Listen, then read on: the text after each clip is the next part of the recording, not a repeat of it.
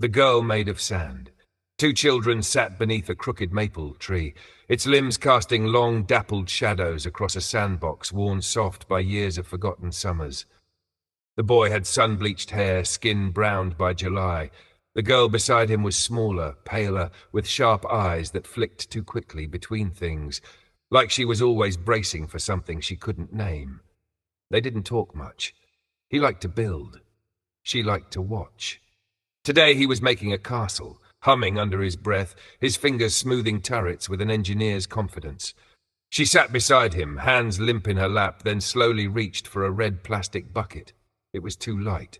The handle was cracked, but she didn't complain. She filled it slowly, carefully, pressed the sand tight with her fists, turned it over, waited, a beat, then lifted the bucket. It collapsed. No ceremony, just a sudden soft ruin, like it had never meant to be anything at all. Her chest caught. She stared at the mess, her hands twitching with something that wasn't quite rage but wasn't far off. Her lips pressed tight. Her face didn't change, not at first, but something inside her had already begun to unravel.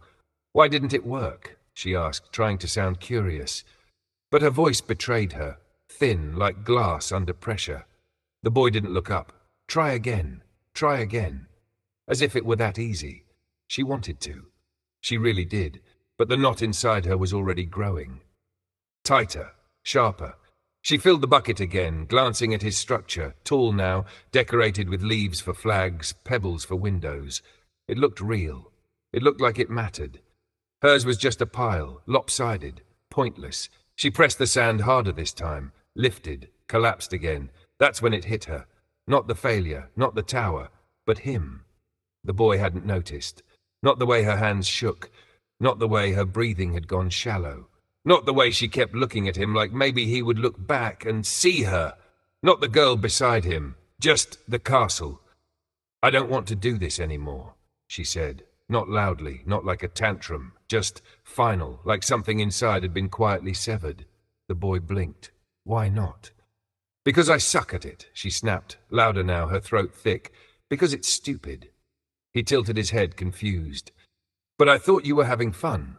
Fun? She nearly laughed. The kind of laugh you only hear at funerals when someone says something so absurd it feels like a betrayal.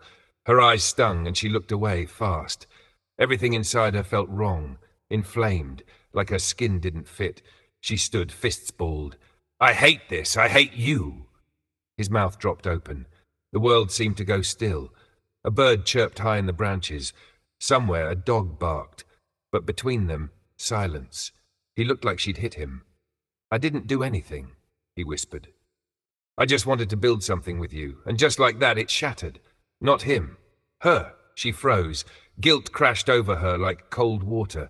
Her body stayed upright, but her insides crumpled, flimsy, collapsing under their own weight. I didn't mean it, she murmured. But she had. In that second, she had. That was the worst part. That's what no one ever understood. The words weren't lies. They were lightning, instant, true, just not true for long enough. He stepped back, dusted off his hands, and without another word, walked away. Not fast, not angry, just done. She didn't follow. Couldn't.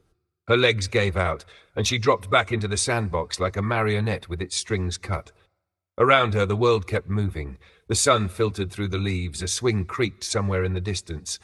But she was no longer in it. She looked down at her hands, just sand, just failure. She dug her fingers into it, like maybe if she clutched it hard enough, it would become something. A shape, a promise, a reason. But it slipped through anyway. Everything slipped. And that's what it felt like. Always. Like trying to hold water with broken fingers. Like loving with a heart made of static. Like screaming underwater and watching everyone smile like you'd said hello. She hated him for leaving. She hated herself for making him. She wanted him to come back and never speak to her again. She wanted to be held and punished in the same breath. She wanted everything fixed, but only if she didn't have to explain what was broken. Her castle was gone now. His too. Only the shadow of the maple tree remained, and in it a girl made of sand, trying to stay whole in a world that didn't notice when she fell apart.